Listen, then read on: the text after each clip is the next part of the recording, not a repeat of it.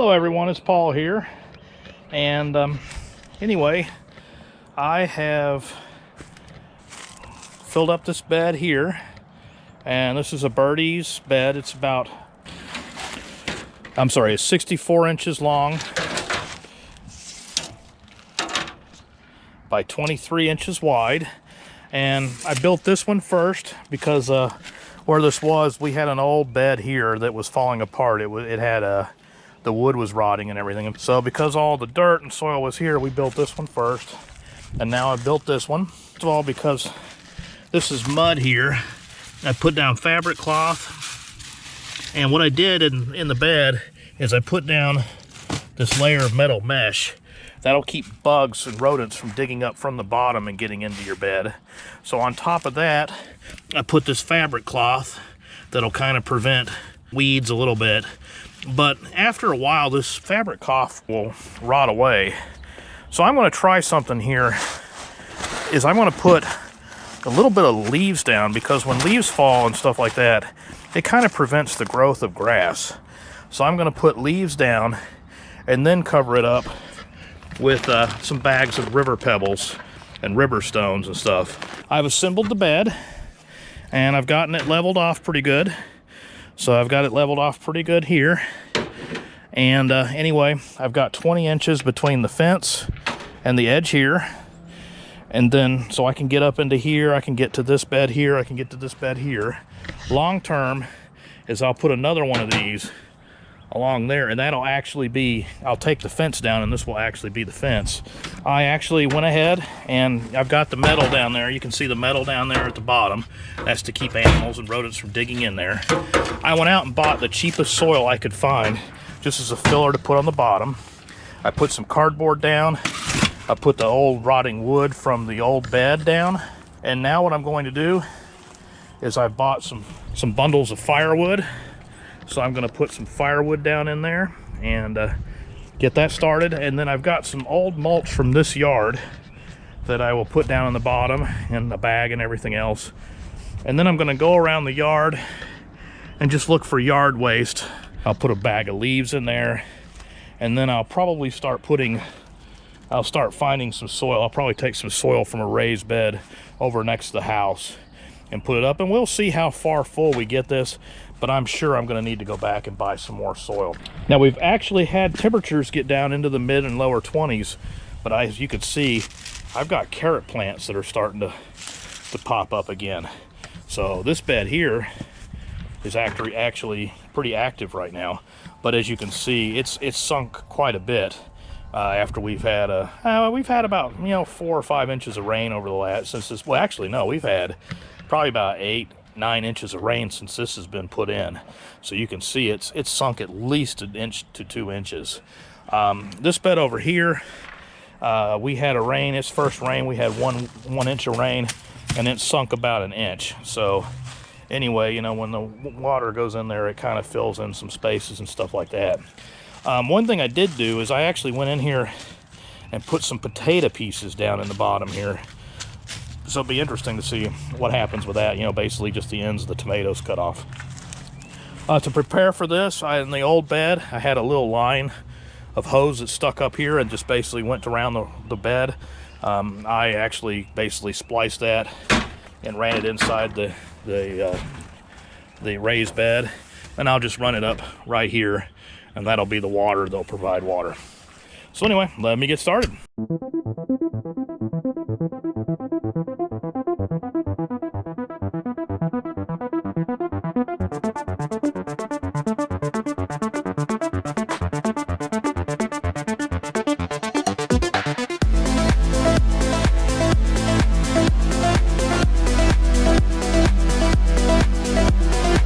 Well, anyway, I'm going to take a little break from the soiling. We laid the stone down, and this afternoon or this morning, I stopped off at the local nursery, and anyway, I picked up some different type of soil components I'm going to mix together to actually fill up the beds. I got one bag of just premium natural soil conditioner. They're like $4 a bag, so anyway, wanted to go the cheap route. And then I got some of this Happy Frog. This one has earthworm castings and all kinds of nutrients and everything else for the soil. About $17 a bag. I picked up a couple of bags of mushroom compost. Those were about $7 a bag. And I picked up some peat moss. This is the smaller size peat moss bag. And I don't even remember that size peat moss being sold last year. But anyway, this is a smaller size and it was $21. I remember paying $17 for the large bag last year. The large bag was almost $32. I've got an open bag of perlite and another open bag of worm castings that I'm going to mix in here. And I've also got from the big box Home Depot store, I've got the Kellogg raised bed potting mix. And then I've got another bag of black cow manure. And I'm going to mix all these bags up into this wheelbarrow and slowly but surely add to fill up the soil in the center raised bed, and to add amendments to the other two raised beds. So here we go.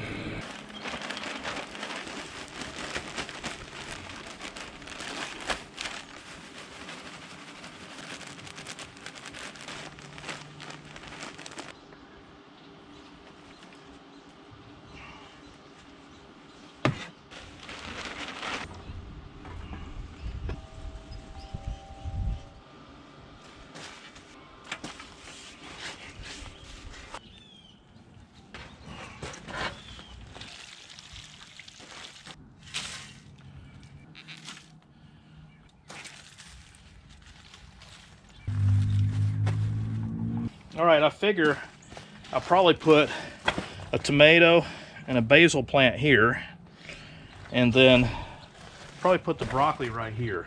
These plants don't want to stand up much. All right, we will see if after being out in the sun and in a new soil, it'll probably perk up in a couple of days. Finish her off with some perlite. Now, perlite and peat moss are very helpful tools because they show you how well you've actually mixed everything.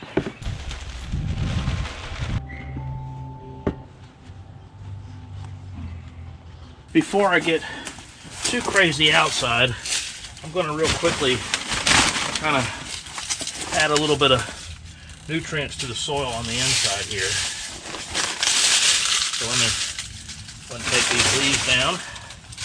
I've planted quite a bit of seeds, and some of them have come up, but it looks like I have a lettuce plant here. I got a lettuce plant here. And I got a carrot plant. Now there's another plant there. Let me put some new soil down.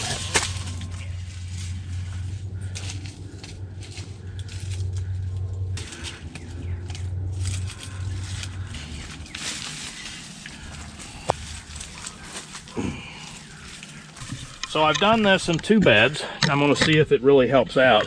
Now over here, in this bed here, I planted all these about the same time. But anyway, I've got a broccoli plant and a cauliflower plant and some onions and everything. This broccoli plant right here, these were planted last year and they never did anything at all.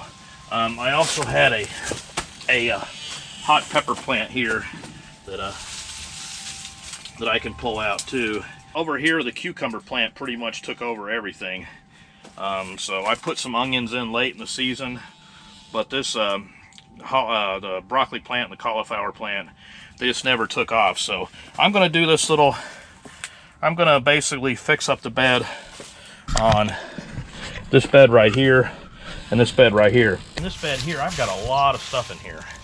I've got carrots, I've got onions, I've got actually a lot of carrot plants, and the carrot plants actually almost died. The carrot plants, as you can see, they froze. They got too cold and they almost died because I planted them probably in November.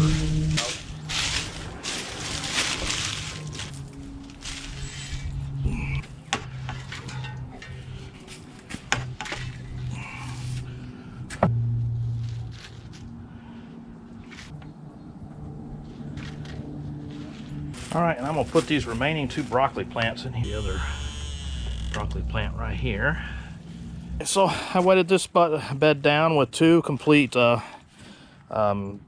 bucketfuls of water with 2 teaspoons of fish emulsion.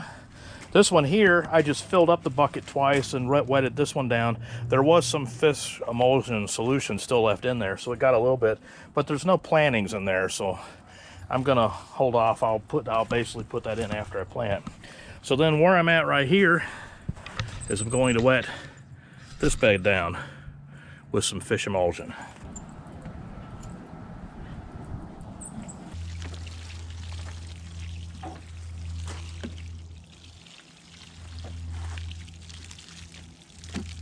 Watered it down, have it pretty wet. I'm gonna go ahead and cover it up with some leaves.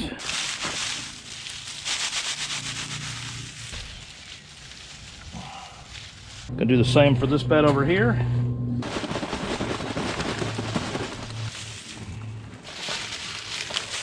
All right, that'll help to hold the moisture in. Go ahead and reuse the leaves on this bed here. All right, let's take care of our indoor plants. I'm gonna move a couple of plants. Ooh, look at this. I got a couple of carrots, 3 carrots that are growing. I'm gonna move them over. And right here I got an onion. I don't really know what these things do because they don't seem to get that big. But I'm gonna move the onion over here. The reason behind this is that I see if the light is a little bit better over on this side and over in this bed here. So now let's water it with the fish emulsion. All right, so we've given it its wetness. So let's cover up with leaves. All right, well there we go. Only time will tell and see if what I did actually helps out with the garden.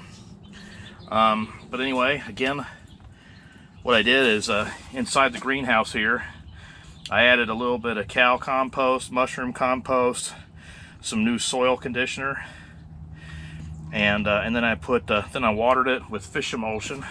Well, anyway, thank you for watching. Thank you for subscribing. And if you enjoyed this video, please click like. Please comment with all your garden escapades and what works for your garden, what doesn't, what mixes of soil works for your garden. If you have a greenhouse, what you do in your greenhouse during the winter and during the summer. And of course, subscribe for more interesting videos.